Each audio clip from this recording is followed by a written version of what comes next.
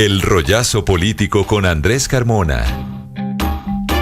Rollazo político, don Andrés, en el que seguimos hablando de las elecciones y vamos a hablar de la indagación del Consejo Nacional Electoral a la Unión Patriótica y al Partido Comunista por cuenta de la renuncia este es el rollo de Quintero. Usted me va a contar esta novela por ese rollo de Quintero, el rollo de la consulta del pacto, que sí era interpartidista, que sí era interna, pero esto tiene un origen en una decisión que se tomó una semana antes o unos pocos días antes de la realización de la consulta. Usted se acuerda que más o menos el miércoles antes de esa consulta, Partido Comunista y la Unión Patriótica tomaron una decisión. Renunciaban a su participación de la consulta, buscando que la registraduría y el Consejo Nacional Electoral convirtieran esa consulta que se había o se entendía como interpartidista en una consulta partidista del Polo Democrático Alternativo. Ya se había presentado también la renuncia de Daniel Quintero. Pues bien, un ciudadano de nombre Samuel Ortiz, le voy a confirmar aquí el nombre. Un ciudadano preocupado presentó una denuncia contra estos dos partidos. ¿En qué sentido? Dice lo siguiente. Sí, señora Samuel Ortiz. ¿Qué dice la denuncia? Que el Partido Comunista y la UP habrían incurrido en gastos innecesarios al haber renunciado a la consulta, que eso obligó a la registraduría a expedir tarjetones, a hacer todo el montaje electoral y que eso tiene unos costos y que según la ley esos costos tienen que ser reintegrados al Estado, al erario público por parte de estos dos partidos. Pues bien, la ponencia o la decisión, el auto de apertura obliga a una indagación preliminar. Los partidos tendrán 3 días para entregar los reportes y de hacer su justificación. Adicionalmente, la registraduría a través del Fondo de Financiación de Campañas deberá entregar los reportes de gastos y ahí se podrá evaluar si estos dos partidos son económicamente responsables. Pero venga, ¿esto no va a revivir a Quintero? No. Ya a Quintero lo dejaron quietecito. Por doble. ¿Sabe qué es lo que pasa? Que es que algunos están diciendo, bueno, y se gastó toda esta plata, ¿para qué? Si dos partidos no quieren.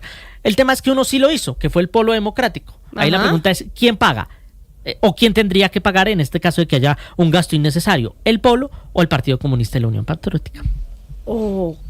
Andrés, hablemos ahora del proyecto del Ministerio de la Igualdad, que vive su suerte en el Congreso a pesar de las fuertes críticas por la poca ejecución en estos 3 años de vida ya. Mientras tanto, siguen los movimientos electorales de cara a los comicios del próximo año. Pues, Juan Camilo, ese proyecto, vamos a ponerlo en carta blanca. La Corte Constitucional, recordarán ustedes, tumbó el Ministerio de la Igualdad, tumbó la ley que creaba ese ministerio porque, entre otras cosas, no era coherente, digamos, la justificación financiera o los gastos en el presupuesto con la creación del ministerio, y eso nunca quedó claro.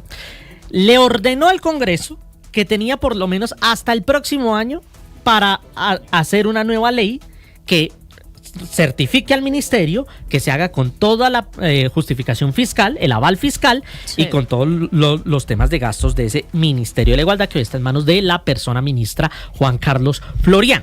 Pues bueno, ¿cómo está el proyecto de ley en el Congreso? Hoy se ha citado a comisiones primeras conjuntas para votar ese proyecto. Por el tema de los tiquetes de nuestros queridos congresistas no se hizo esa sesión. Vamos a ver cuándo la vuelven a citar, ¿sí? Porque no llegaron a tiempo. No llegaron, pero ojo, hay 4 ponencias en disputa. La primera, una de archivo de Hernán Cadavid y Marelén Castillo. La segunda es una presentada por Paloma Valencia y Germán Blanco, la presentaron el día de hoy. Otra también presentada, una alternativa y una ponencia mayoritaria. Lo que dicen es que la ponencia mayoritaria no le cambia nada a ese ministerio, mantiene los 5 viceministerios, las 20 direcciones, hay duplicidad de funciones y todo esto en un ministerio que, recordemos, no había pasado del 2 o el 3%. Ya dicen que está como en el 40% de ejecución. Pero está gastando. El ministro de la Igualdad. La ministra según persona. La ministra persona de la Igualdad. Según la ministra persona, pero por supuesto habrá que ver. ¿Sabe qué me queda la duda? Persona ministra. Y hablando de elecciones, ¿sabe qué me queda pensando? ¿Será que los congresistas le apuestan a crear un ministerio de tantos recursos en época electoral? Ahí está. Vamos a ver. Veremos. ¿Cómo está usted de inglés, don Andrés Carmona? B1 certificado. Very well. Very well.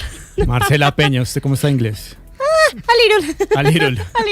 ¿Dónde se iría usted a aprender inglés, Andrés? A ver, yo me iría Bueno, por el tipo de inglés que me gusta, por la pronunciación, a Inglaterra, al Londres. Reino Unido. O sea, iría a tocar la puerta de la doctora Laura Sarabia para la visa. Sí, claro, del Lauri, como dicen sus videos, pero sí, le iría a tocar la puerta a la doctora Laura Sarabia. Marce, si me ¿usted a recibe. dónde se iría a aprender inglés? Por allá, Nueva Zelanda. Es que si uno va a ir, tiene que ir a un sitio donde no hablen español. Porque A mí me encanta si no- Londres, también me iría con Andrés a Londres. La primera dama, Verónica Alcocer, se fue Suecia. a Suecia, Sí, se A fue a Esto- Suecia. a Estocolmo. Sí. Sí. El diario Expressen de Suecia buscó una entrevista con Verónica Alcocer en las calles de Estocolmo.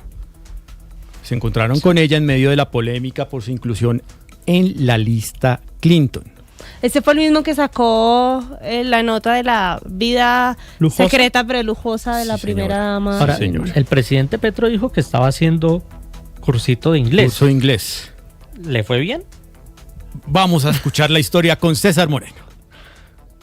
Hola, muy buenas tardes. Expressen, el diario sueco que reveló la semana pasada que la primera dama, Verónica Alcocer, se ha refugiado en Estocolmo, donde, según escribió el diario, vive una vida de lujo, festeja con champán y se junta con millonarios, se encontró con la esposa del presidente Petro en el concurrido casco antiguo de Estocolmo, donde estaba con el empresario catalán Manuel Grau. En su momento, cuando el Expressen destapó el estilo de vida de Verónica Alcocer, el mismo presidente aseguró que su esposa o exesposa estaba allí estudiando inglés. Cuando fue abordada por el periodista para pedirle una entrevista, pues pasó esto. Veronica Alcocer, I'm Mr. Serena, Congress newspaper Expressen, and I would like to make an interview with you. ¿Una entrevista? No? No lo creo, dice Manuel Grau. Why? ¿Por qué? Pregunta el periodista. Okay. Y allí contesta Verónica Alcocer, I don't speak English. no hablo inglés. Al mismo tiempo, Manuel Grau, cercano a la familia Petro y al gobierno colombiano, intenta impedir que Expressen tome fotografías de la primera dama y levanta su mano hacia la cámara. Luego continúan su camino hacia una de las calles comerciales. El presidente Petro, recordemos, había respondido a través de X la semana pasada que Verónica Alcocer no había podido regresar a Colombia y escribió: la mamá de Antonella no puede llegar aquí porque no puede. A tal grado ha llegado la ignominia sobre mi gobierno y no es por otra razón, sino porque no puede y yo voy a hacer que pueda. Recordemos que Verónica Alcocer fue incluida en la lista Clinton de los Estados Unidos.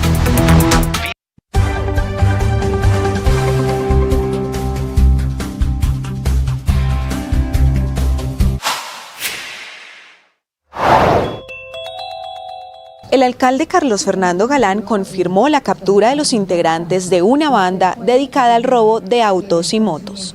Mucha atención porque en Bogotá fueron capturados los integrantes de la banda conocida como Del Carro Rojo, que hurtaron 4 vehículos y 2 motocicletas en la noche del jueves 20 de noviembre. De acuerdo con el alcalde Carlos Fernando Galán, el operativo se dio en la madrugada de este martes y se logró la recuperación de 3 vehículos hurtados y la captura en flagrancia de 7 personas. Autoridades además confirman que estos delincuentes estarían utilizando 2 vehículos de color rojo. Uno de estos vehículos es un Renault Scala rojo y un Mazda 3 de este mismo color como fachada y persuasivo con la policía. Cabe recordar que la semana pasada se registraron 4 atracos en la localidad de Puente Aranda, 2 de estos, y en la localidad de Engativá. Sin embargo, el alcalde Carlos Fernando Galán es reiterativo que de 7 de cada 10 capturados son dejados en libertad. A esta hora en Meridiano Blue. Siguen los altos índices de violencia contra la mujer en el país. Hoy es el Día Mundial de la Eliminación contra la Violencia ejercida contra las mujeres, pero el panorama en Colombia, don Cristian Correa, no es para nada alentador. Vamos como perdiendo esa batalla. Pues Marcela, mire, en marco de esta conmemoración han sido diferentes las voces que han mostrado la realidad de lo que están viviendo las mujeres en el país durante el año 2025 comparado pues con el año inmediatamente anterior. Uno de los que levantó la voz pidiendo además que cesara la violencia política en el marco de lo que viene para las elecciones 2026 en el caso hacia las mujeres fue el procurador general Gregorio Ilhash, quien además lanzó la campaña No, con la que buscan precisamente que se mitiguen los actos de violencia en contra de las mujeres.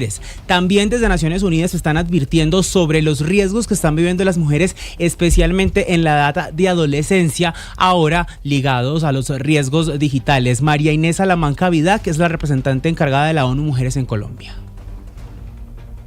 La violencia digital comprende todos los actos de daño o agresión cometidos, facilitados o amplificados mediante las tecnologías digitales, como redes sociales, dispositivos inteligentes o incluso herramientas de inteligencia artificial que generan afectaciones psicológicas, económicas o sociales y vulneran derechos y libertades fundamentales. La Defensoría del Pueblo durante esta misma conmemoración ha destacado que Colombia mantiene altos niveles de violencia de pareja contra las mujeres. En 2024 se registraron más de 16.700 delitos sexuales, pero solo el 1,7% llegó a condena. La Fiscalía reportó 14.435 casos, el 80% con víctimas mujeres, y el sector salud notificó 29.623 hechos de violencia sexual. Los departamentos más afectados son Atlántico, Antioquia y Valle del Cauca. Hay alerta por el aumento de actividad sísmica en el volcán Puracé. Salima Ferris. El Servicio Geológico Colombiano alertó un aumento reciente en la actividad del volcán Puracé en el Cauca. En las últimas horas se han intensificado los sismos asociados al movimiento de fluidos debajo del cráter a menos de 1 kilómetro de profundidad. Según el servicio, estas señales han estado acompañadas por un incremento en la salida de gases con columnas que han alcanzado hasta 1,6 kilómetros de altura, lo que podría incluir pequeñas emisiones de ceniza. El volcán Puracé permanece en alerta amarilla, estado en el que pueden presentarse erupciones en menores, incandescencias, pequeñas explosiones, anomalías térmicas, ruidos, sismos, precipitaciones de azufre, olores, desgasificación, formación de grietas y lahares de baja magnitud. El volcán, que está ubicado a 27 kilómetros de Popayán, continúa bajo monitoreo permanente. La última erupción considerable del Puracé fue en marzo de 1977 y desde 2021 ha presentado cambios pausados en su actividad.